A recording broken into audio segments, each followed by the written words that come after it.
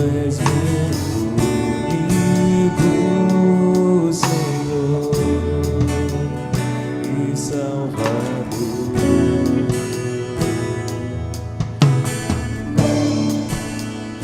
Deixa o seu trono, sua glória, por quem amar em homem se tornou, morreu em meu lugar, mas com poder ressurgiu.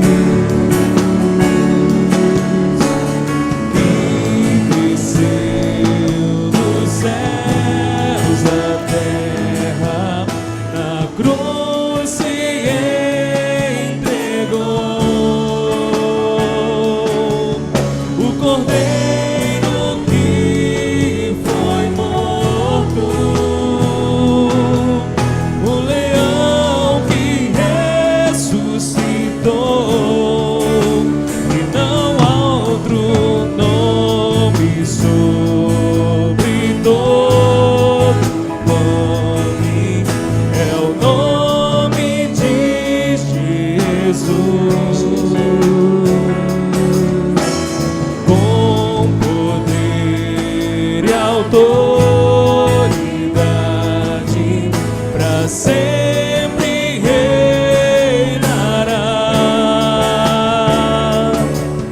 assentado sobre o trono do meu coração. Tu estás e não há outro.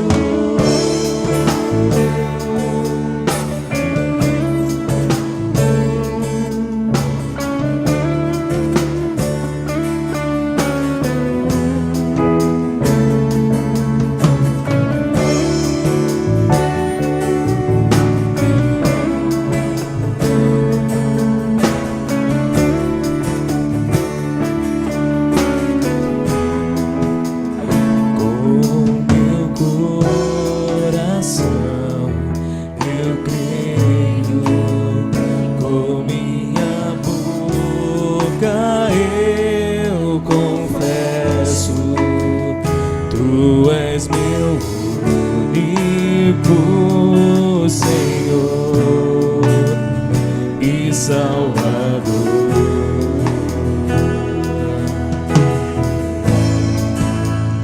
Deixa o seu trono, sua glória, por me amar em homem se tornou, morreu em meu lugar, mas com poder ressurgiu.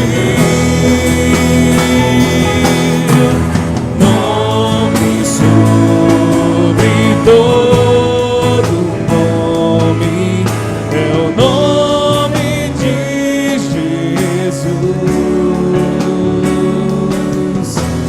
que desceu dos céus na terra, na cruz se entregou. O Cordeiro que foi morto, o leão que ressuscitou, e não há outro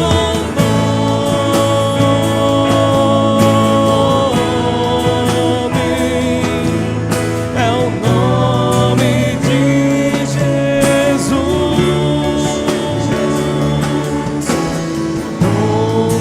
Poder e autoridade pra sempre.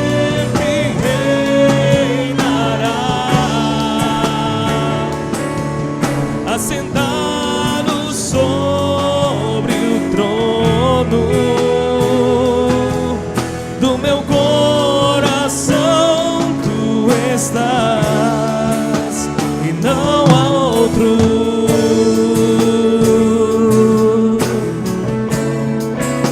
E não há outro.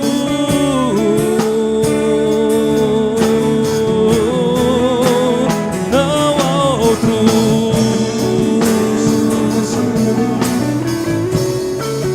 O nome pelo qual podemos ser salvos.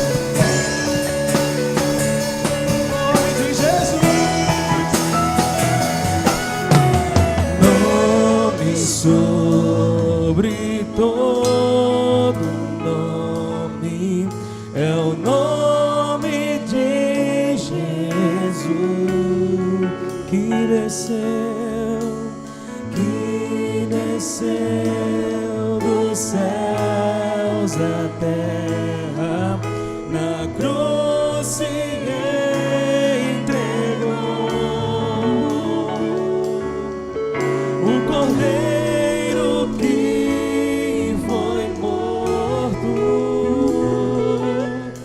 o leão que ressuscitou, e não há outro nome sobre todo nome, é o nome de Jesus.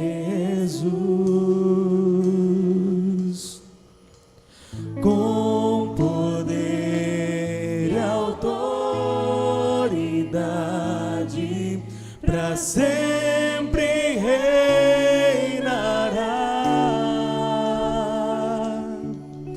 assentado sobre o trono do meu coração. Tu estás e não há outro.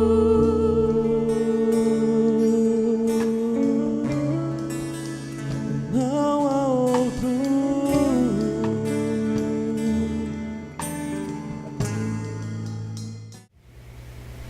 Isaías capítulo 30, vamos ler uns 5 versículos e os demais iremos ler no decorrer da mensagem. Isaías capítulo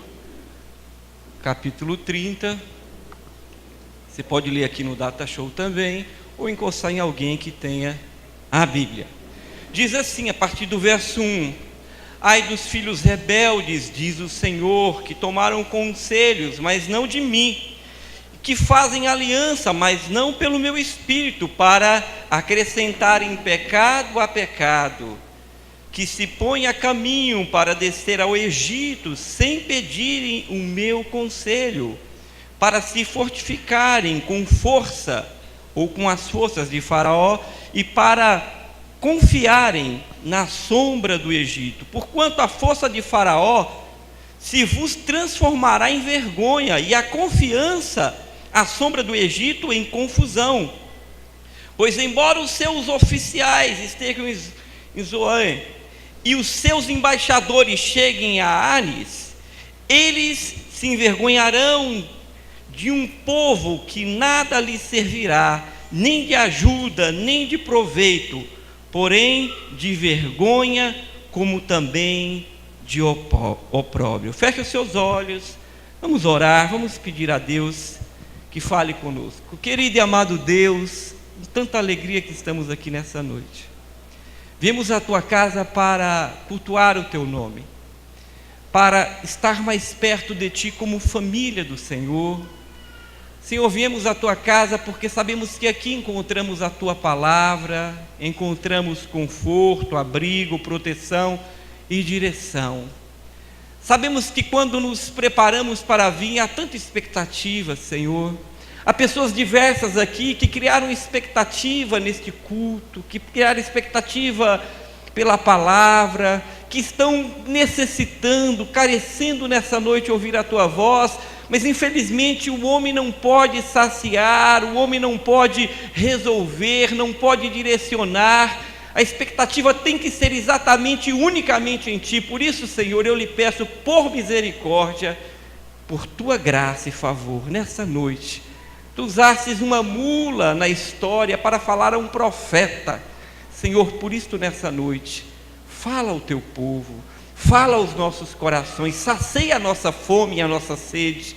Senhor, abre os olhos do nosso entendimento, instrua-nos por misericórdia, que o teu Espírito encontre espaço e lugar nessa noite, para falar, para penetrar tão poderosamente, que a tua palavra, Senhor, possa trazer vitória, consolo, salvação e direção nesta noite. Pai, no nome de Jesus, que a tua unção seja derramada e varra para a glória do teu nome este lugar. Nós oramos assim, em nome de Jesus. Diga amém. Pode sentar-se, meu irmão, minha irmã. Queridos, esse é um pedaço da história do povo de Judá, muito triste, mas deixa eu falar um pouco sobre o profeta Isaías, que escreveu cerca de 760 a.C., esteve ali no reinado de Uzias, de Jotão, Acás, de Ezequias, ele sendo contemporâneo daquilo que entrou para a história como a tomada do reino do norte, aonde estava Samaria e aonde estava Israel, pelos assírios. E depois a história diz que este mesmo reino que se levantou estava agora a caminho, após ter tomado o reino do norte, a Jerusalém, a Judá, porque neste tempo este reino estava tomando terras e pequenos reinos guiados por Senaqueribe, e a Bíblia diz que era um exército de 185 mil homens. Olha os números, 185 mil homens. É exatamente neste momento que o profeta Isaías, conhecido como talvez o grande profeta, o maior de todos os profetas ali entre aqueles do seu tempo, alguns defendem que ele tinha uma raiz de nobreza. O certo é que Isaías era muito inteligente, um homem muito preparado. E Isaías, filho de Amós, porque existiam outros Isaías, então a Bíblia deixa claro, é por isso que você encontra no texto bíblico, Isaías, filho de Amós. Ele foi um profeta de grande relevância na história da Bíblia, da história do Evangelho, do povo de Deus. Por quê? Porque Isaías teve visões e profetizou durante o reinado de Judá. Durante aquela época ele profetizou a muitos reinos, ele profetizou sobre o Messias, sobre arrependimento, ele falou sobre o reinado de Jesus, ele falou sobre a crucificação de Jesus. Isaías falou sobre o juízo de Deus que viria. Isaías falou sobre os atributos de Deus, Emanuel, Deus forte, Pai de toda a eternidade. Isaías falou sobre João Batista, Isaías falou sobre Jesus, ele falou sobre muitas coisas que viriam a acontecer pós a sua existência. E ele falou tudo isso pela voz do Espírito de Deus. Em 2 Pedro, capítulo 1, verso 22, diz assim: porque nunca, jamais, qualquer profeta foi dada a vontade, foi profetizado pela vontade humana. Entretanto, os homens santos falaram da parte de Deus, movidos pelo Espírito. Isaías foi um homem que profetizou grandes acontecimentos, e todos eles se concretizaram. E agora Isaías está vivendo no meio de um povo em uma situação terrível.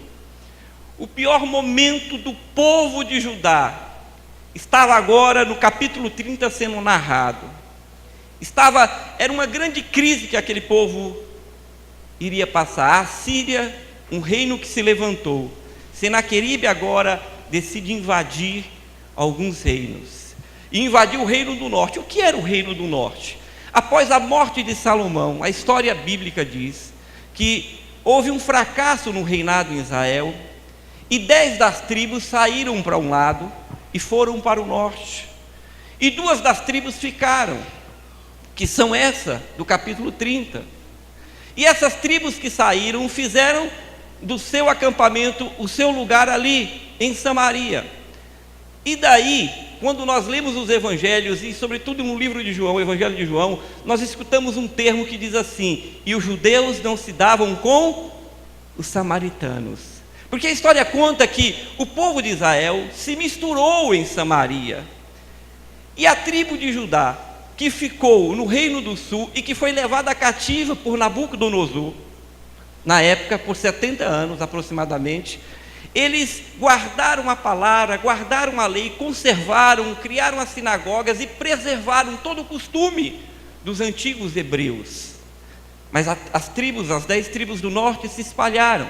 Então havia uma inimizade, porque de alguma forma os samaritanos teriam uma raiz, né, um sangue. Os judeus que estavam ali, que foram para o povo de Israel que foi para Samaria, tinha uma contaminação, digamos assim, e por isso os judeus não se davam com os samaritanos. E agora este homem, com o seu reinado poderoso, com um exército de 185 mil homens, avança para atacar Jerusalém, para atacar o povo, a tribo de Judá. E em meio a essa grave situação, o texto diz que eles decidiram tomar uma atitude.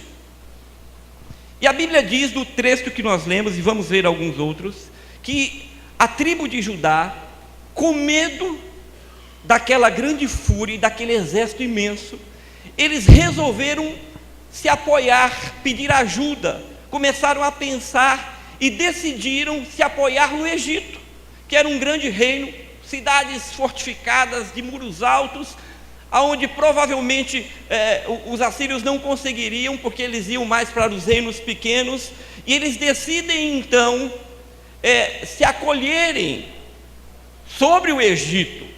Ora, em face a uma crise, a uma situação não fácil, porque não era uma situação fácil, é claro que nós temos ideias e pensamos em uma circunstância que nos tire disso. Entretanto, Isaías estava no meio daquele povo e naquela mesma situação, mas a voz do profeta era uma voz diferente. O que Isaías estava dizendo é que o povo deveria ouvir a Deus e buscar a direção de Deus e entender o que Deus queria com toda aquela situação. Primeira coisa, o profeta se levanta, um profeta de respeito, um homem que ouvia Deus, e ele diz: vocês estão se precipitando. Mas os homens diziam de Judá: mas o perigo é iminente, nós vamos ser varridos da face da terra. Olha o que fizeram já em Samaria, olha o que fizeram com Israel, eles estão avançando. Então, de certa forma, a gente entende o temor e o medo daquele povo. Mas Isaías não estava minimizando o perigo. Isaías estava apenas fazendo um alerta àquele povo e dizendo: é certo que o perigo está perto, mas nós precisamos ouvir o que Deus tem a dizer sobre isso. E o povo não ouviu, e o povo simplesmente decidiu fazer do seu próprio jeito, da sua própria forma. O povo de Judá preferiu abrir mão de ouvir a Deus e buscar na sua própria vontade um conselho coletivo. E esse é o perigo, quando nós embarcamos em um conselho, em um senso coletivo, de o que vocês acham, o que todos estão dizendo, o que todos estão direcionando. Foi o que Judá fez, buscou um entendimento coletivo para uma situação tão caótica, tão perigosa, ao invés de orar e buscar a Deus. A propósito, eu quero dizer que é velado, não é aberto isso. Mas hoje em dia a gente encontra no meio de Judá, com referência ao povo de Deus atual, uma certa empatia sobre oração, sobre ler palavras, sobre buscar a Deus, sobre se retirar para ouvir Deus. Isso parece que está fora de moda. Quando a gente fala isso, parece que a gente é estranho. Isso é meio velado, ninguém fala explicitamente, mas assim, vamos orar, vamos fazer uma campanha de oração. As pessoas meio que dizem assim: mas rapaz, vai agir. Que conversa de ficar orando, vai agir. Que negócio de jejuar, vai agir. Vai procurar uma solução. Isso é muito comum nos dias de hoje da igreja do Senhor. Isso é um pensamento muito secular. A ação, a racionalidade, a dinâmica de eu preciso achar uma solução imediata para salvar a minha pele, enquanto que o profeta estava dizendo: busquem a Deus. Veja o que Deus está querendo dizer. E eu quero nessa noite ver com vocês, meus irmãos, em meio a tudo que estava acontecendo com Judá, e esta crise que supostamente assolaria este povo, 5 atitudes que este povo tomou, e que foi um caos, e que poderia ser a destruição. Não tirando, não escondendo ou fingindo que não existiria problema, estava claro, mas 5 atitudes que não conferem com a palavra de Deus. E eu gostaria de pensar com você sobre isso. A primeira está no verso 13 do capítulo 30, acompanhe na sua Bíblia, verso 13, a palavra diz assim: por isto, esta maldade vos será como brecha, que prestes a cair, na forma de barriga de um muro alto, cuja queda virá subitamente num momento. O profeta estava dizendo pela voz de Deus: este muro alto que vocês estão pensando em se proteger cairá. Diante dos desafios da vida, quando colocamos a nossa esperança nos homens, o profeta Isaías está dizendo: vocês estão indo pelo caminho errado, povo de Deus. Vocês estão buscando proteção nas fortalezas do Egito.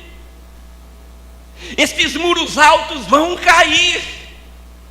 Isso nos fala, e o que o texto está querendo mostrar, porque foi a atitude de Judá, é que em circunstâncias difíceis, ao invés de ouvirmos a Deus e buscarmos a Deus a sua direção, a sua estratégia, e perguntar: Senhor, esta circunstância que vivo, o que o Senhor quer me ensinar, como o Senhor vê essa dificuldade, porque para mim é um gigante muito alto, muito grande. E o profeta diz: é como um muro de barriga, cuja queda subitamente num momento virá. E há uma história aqui, porque na guerra, naquele tempo, os homens, quando atacavam cidades fortificadas, e esses muros altos e fortes, eles, com as suas catapultas, aqueles equipamentos de arremesso, eles arremessavam óleo quente e pedras e pedaços, bolas de metais, e o óleo quente ia minando a estrutura das paredes, dos tijolos, das argamassas, e aqueles muros iam, com a temperatura e com as pancadas, iam fazendo barrigas, e essas barrigas, elas com pouco tempo, elas iam desmoronar. E o profeta está dizendo: vocês estão, por causa dessa circunstância, colocando a vossa fé, colocando a vossa esperança no Egito. Ele estava dizendo: pois saibam que os muros do Egito cairão como barrigas repentinamente, e cairão sobre vocês que estão buscando amparo e abrigo atrás desses muros. Veja só, o primeiro grande erro de Judá foi colocar a sua expectativa na hora da crise, na hora da dificuldade, no ser humano, no semelhante, no próximo, naquilo que lhe parece mais forte. Isso é uma tendência humana. Será que você nunca pensou em olhar para alguém em uma situação e falou: não, fulano de tal, Beltrano, Ciclano, tal lugar vai me salvar, eu vou ligar, eu vou fazer, eu vou... Caminhar pela fé requer confiança em Deus. Não significa que Deus não possa usar homens, jamais. Não significa que Deus não possa usar circunstâncias. Não significa que Deus não possa levantar alguém para te ajudar. Não é disso que estamos falando, e o texto não está falando sobre isso. Isaías não está dizendo ao povo que Deus não poderia usar o Egito, mas se Deus o quisesse, poderia. Isaías está dizendo: vocês estão colocando a esperança de vocês no povo do Egito, e os muros do Egito, como representação da força e do poder, vai cair sobre vocês. Em quem? Na hora que a coisa aperta. Vivemos um quadro, um cenário mundial, nacional, complicadíssimo. Você diz assim: eu estou numa crise, você não sabe o seu vizinho aí do lado, viu? A nossa é sempre grande, você não sabe o que talvez o seu irmão esteja passando. Em quem, nos momentos de dificuldade, você tem colocado a sua esperança? Em que muro alto você tem se confiado? Deus disse a ajudar: esse muro fará uma grande barriga e subitamente cairá. Segunda coisa, capítulo 30, verso 14. Leia comigo, acompanhe na sua Bíblia. E ele quebrará,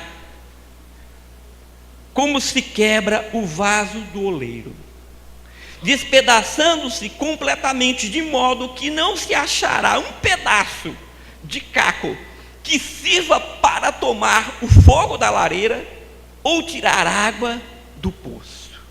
Aqui é o jarro espedaçado. Aqui fala de você e eu confiarmos na nossa capacidade intelectual. Porque o povo de Judá estava fazendo vários planos, toda hora ficavam se reunindo e elaborando estratégias para escapar da grande e perigosa ataque dos assírios.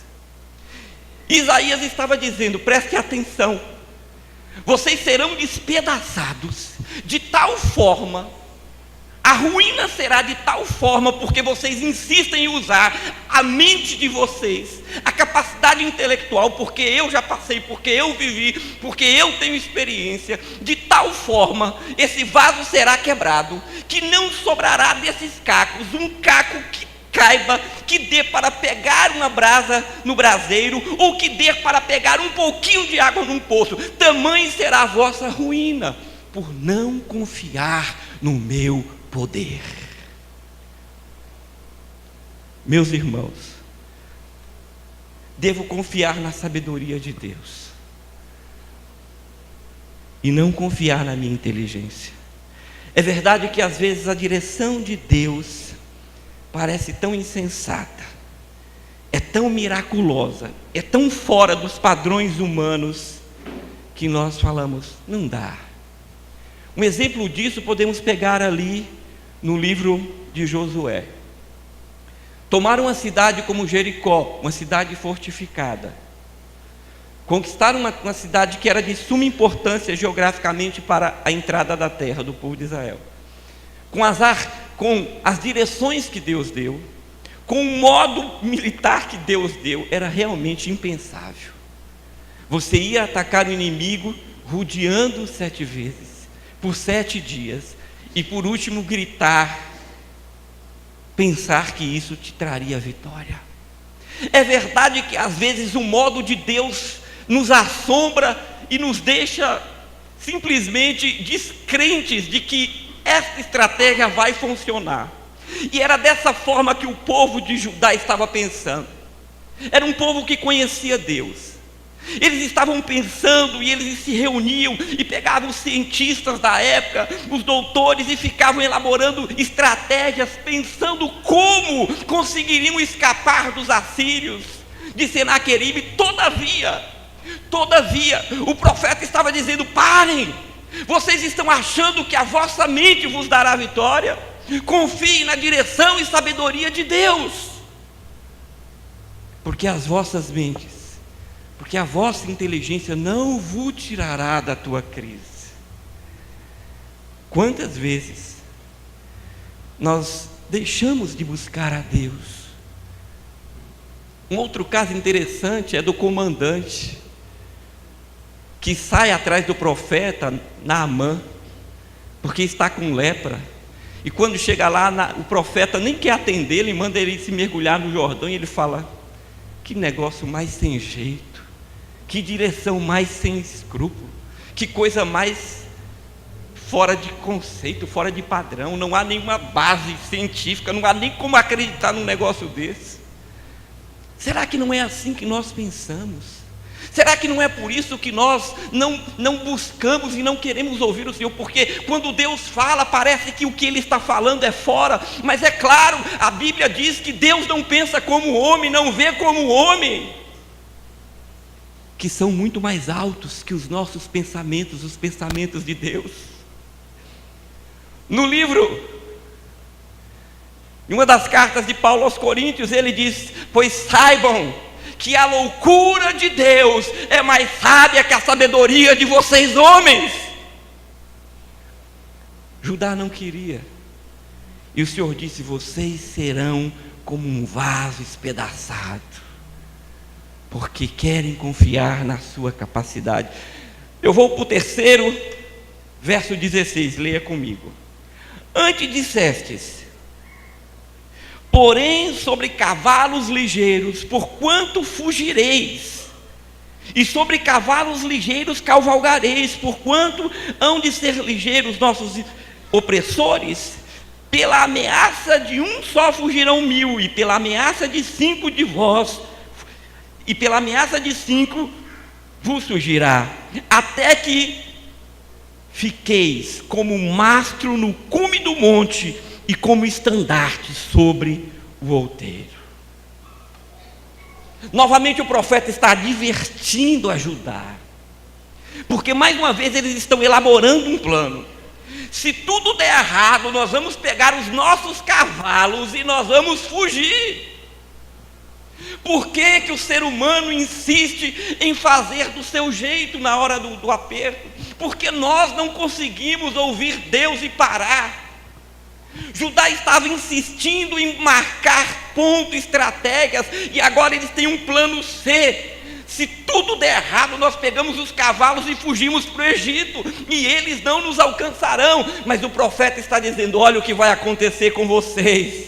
Vocês serão pendurados como um mastro no cume do monte, e como estandarte sobre os outeiros. Sabe por quê, irmãos? Porque vocês estão confiando mais na mente humana, nas estratégias humanas, ao invés de crer no poder de Deus.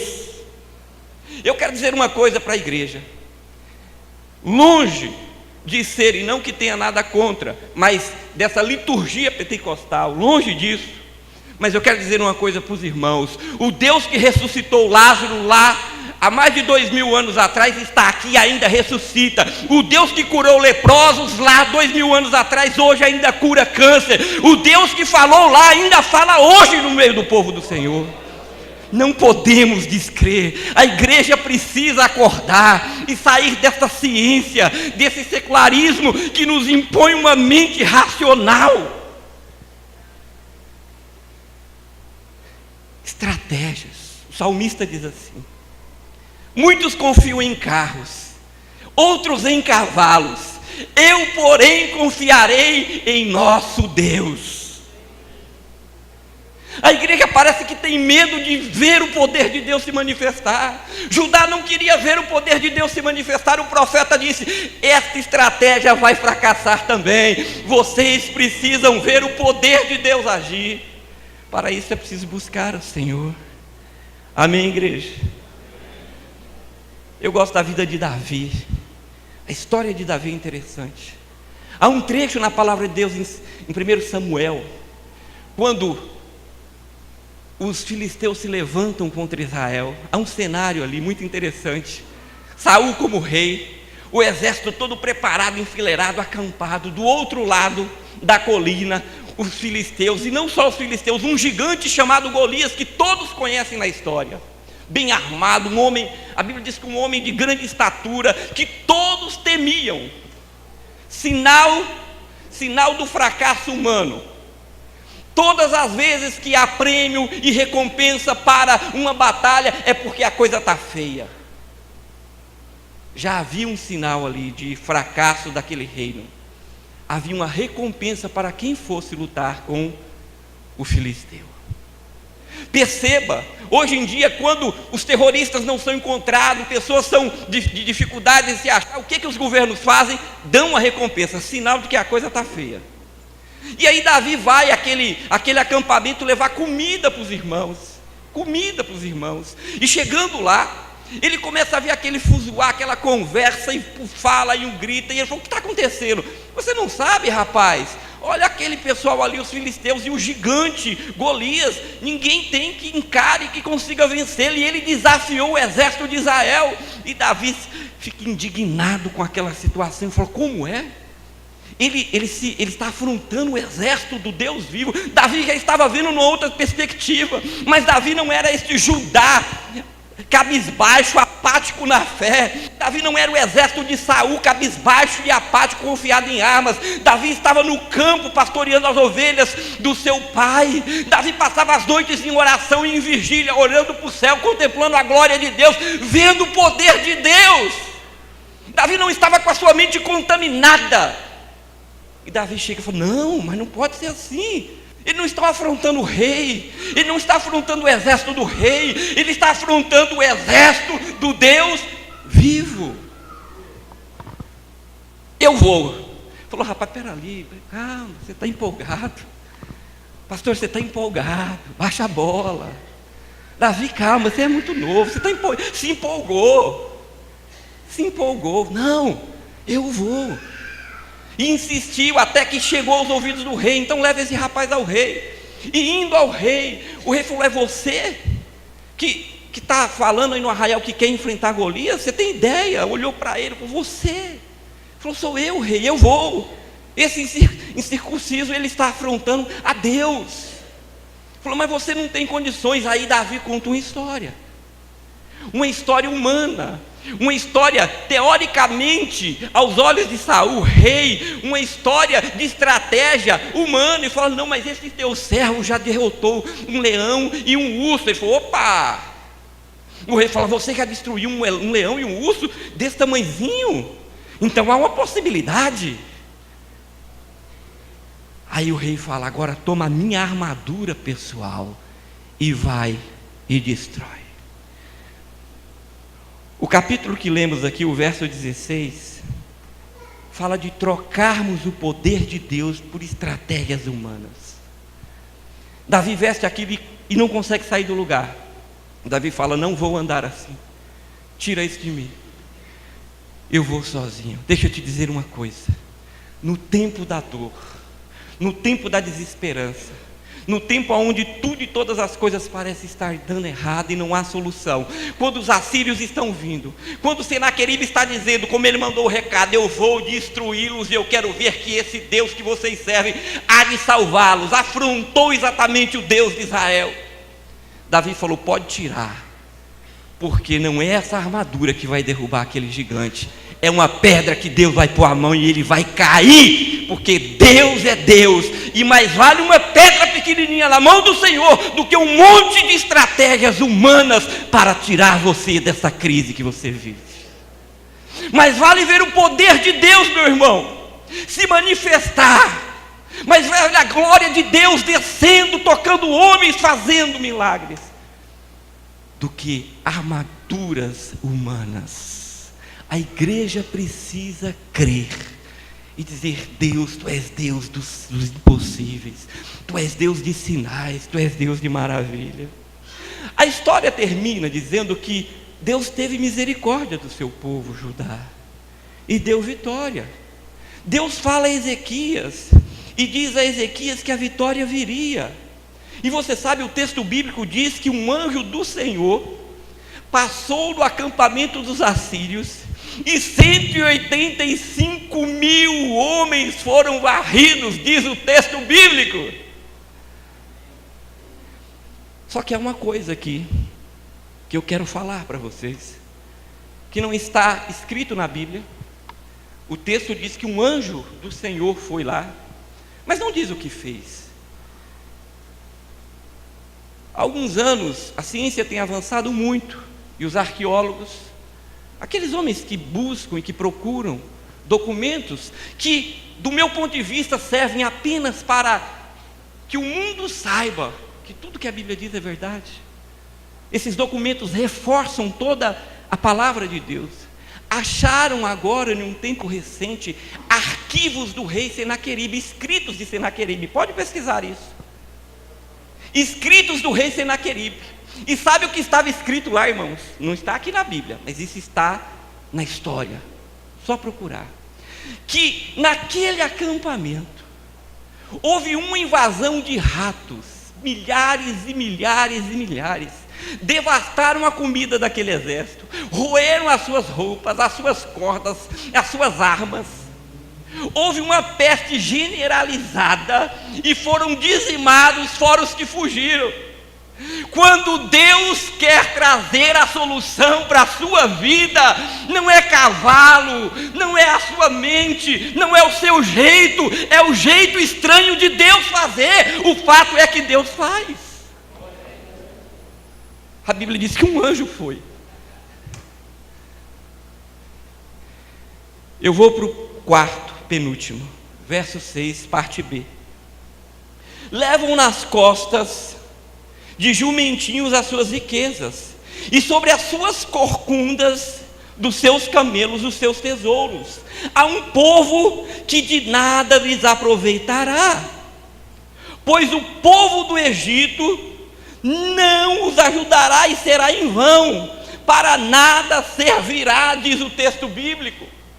Mais uma vez Israel, Judá está aqui armando estratégias. A estratégia agora é confiança nos recursos financeiros. Vamos comprar a nossa salvação, vamos comprar a nossa vitória, vamos nos esconder de Senaqueribe, porque vamos comprar do Egito proteção. Mais uma armação da mente humana.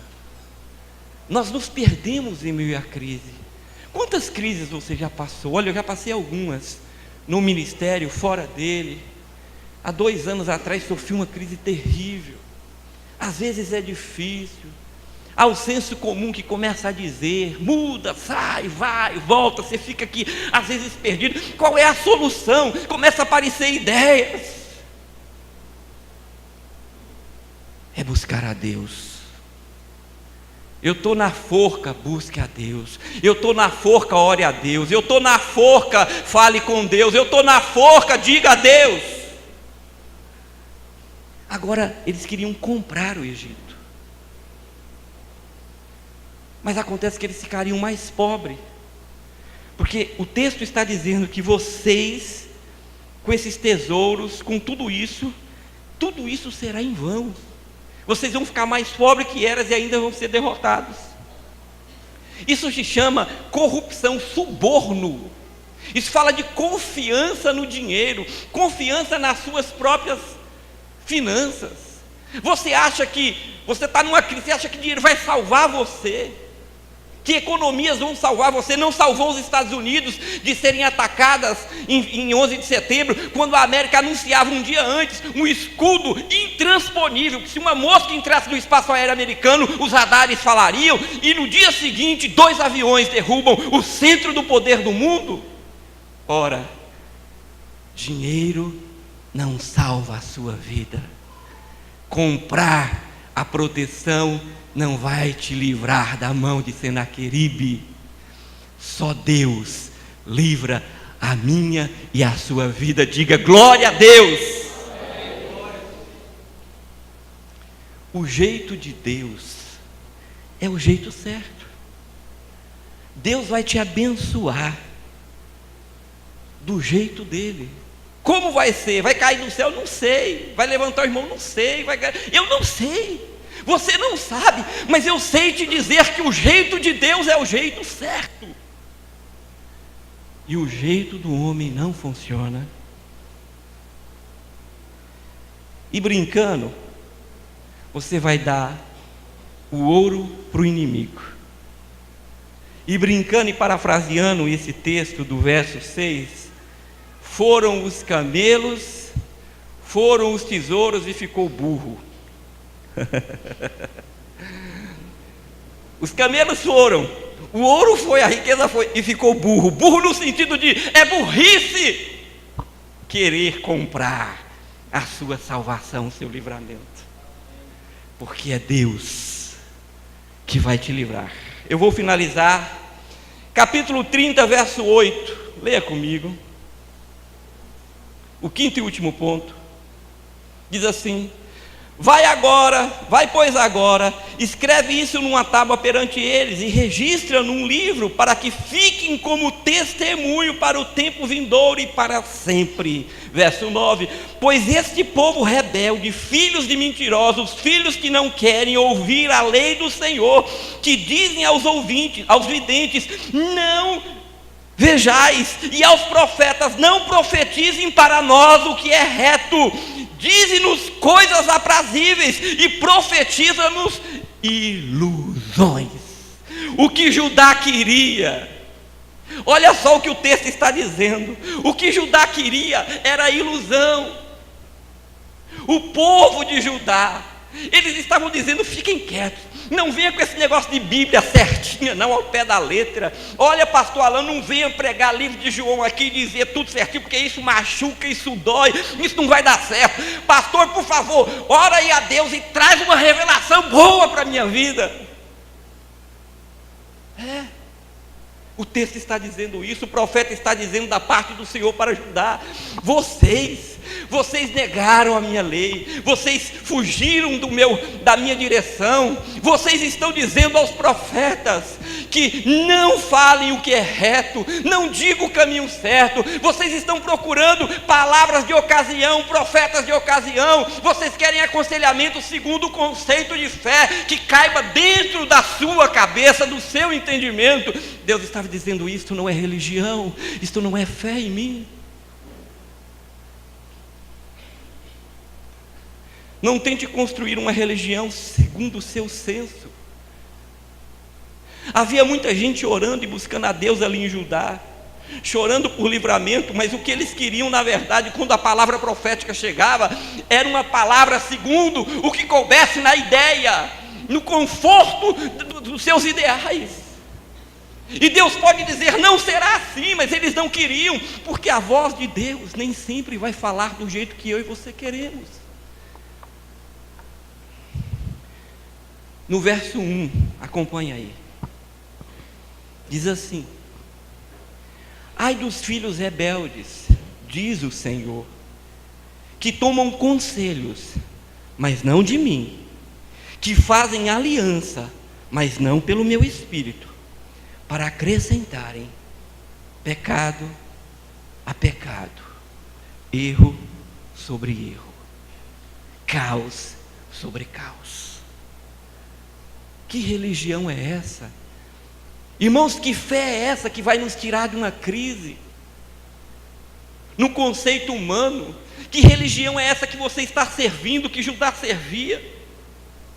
Essa obstinação em construir uma fé que cabe no seu senso de pensar e não no que a palavra diz, que muitas vezes enjeita o seu líder, o seu discipulador, porque te traz uma palavra dura, mas é dura para te salvar da parte de Deus, mas você diz: não, eu quero algo que Deus fale, que conforte a minha vida, que seja aprazível. Que culto é esse que se faz em vários lugares do mundo, onde chamam as pessoas para abençoar? É certo que Deus quer abençoar o seu povo, mas muitas vezes o texto está dizendo: vocês querem que vendam ilusões para vocês, só sentimento, só emoção. Não é isso que Deus quer fazer. Deus quer livrá-los de verdade, ensiná-los, corrigi-los e fixá-los na palavra verdadeira. E eu vou finalizar, eu vou pedir que você fique em pé. Eu queria pedir o pessoal do louvor, fique em pé.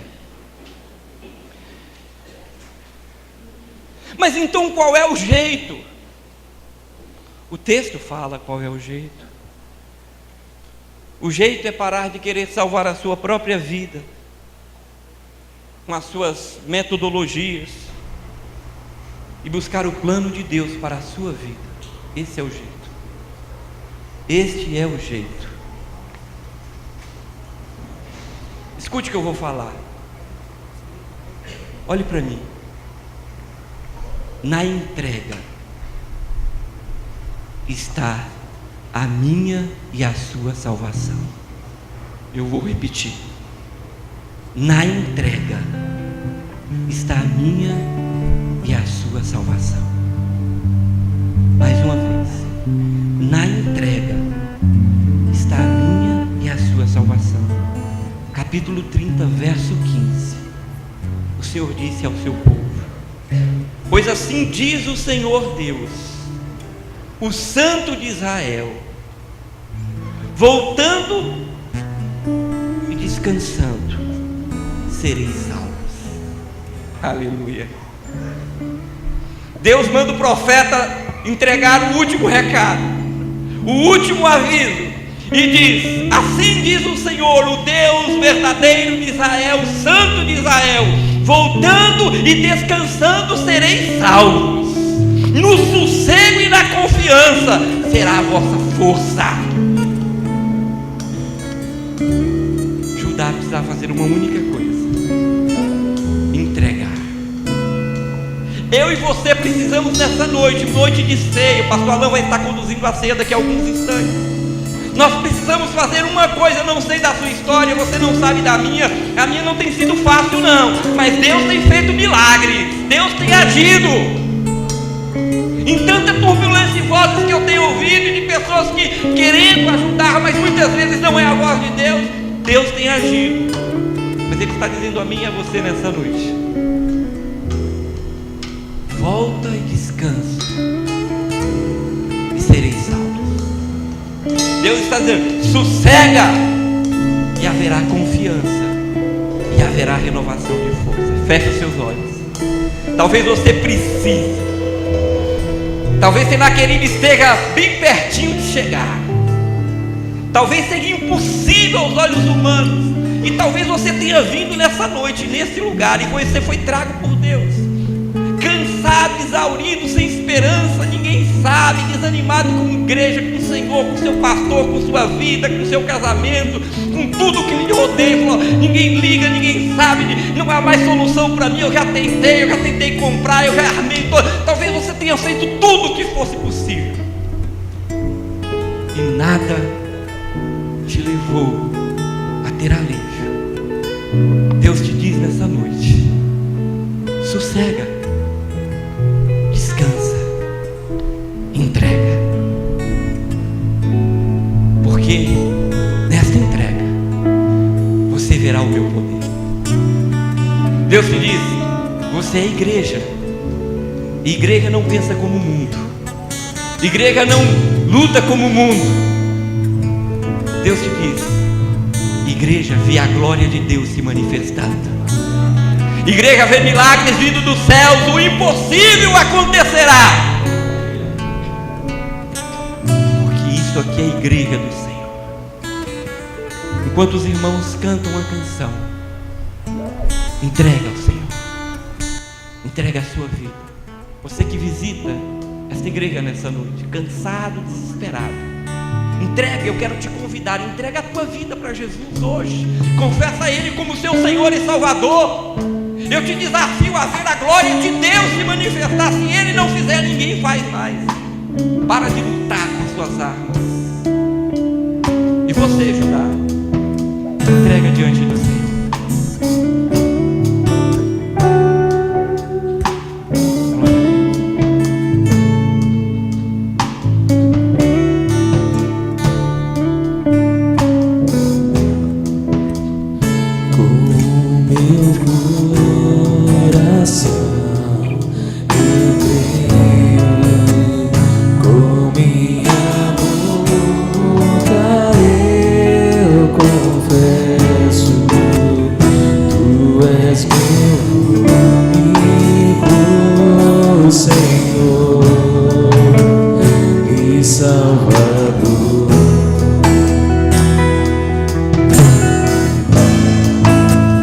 Deixou seu trono, sua glória, por me amar, em homem se tornou, morreu em meu lugar, mas com poder ressurgiu.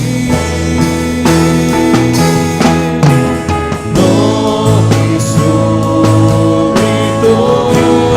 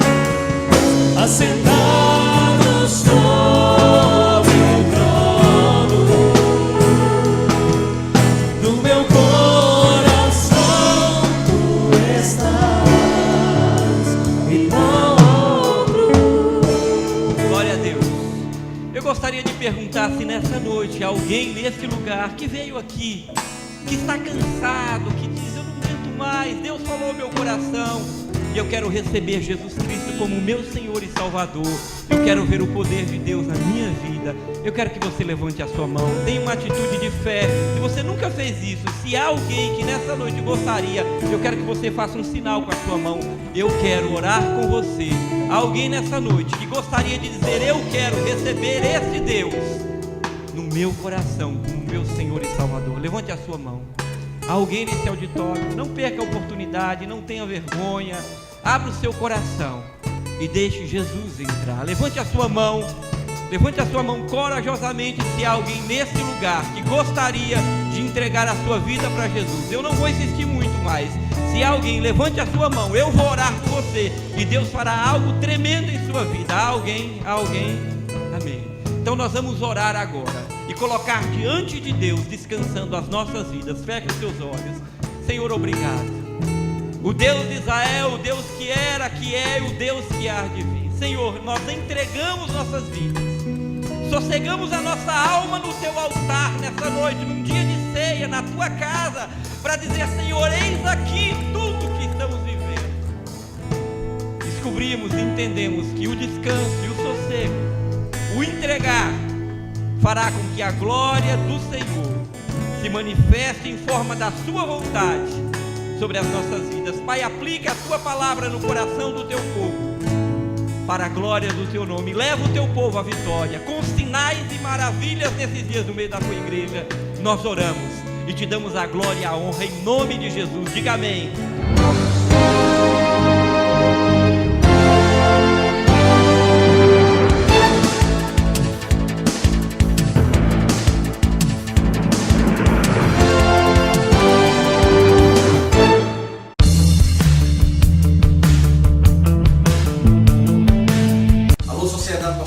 Aqui quem fala é pastor Alan George, da Segunda Igreja Batista em Mossoró, e eu estou aqui para convidar você, galera adolescente dessa cidade tão querida, a estar participando conosco às quintas-feiras, a partir das 19h30. Nós temos uma programação especial. Temos um ministério chamado Rede 3D, que é o Ministério de Adolescentes.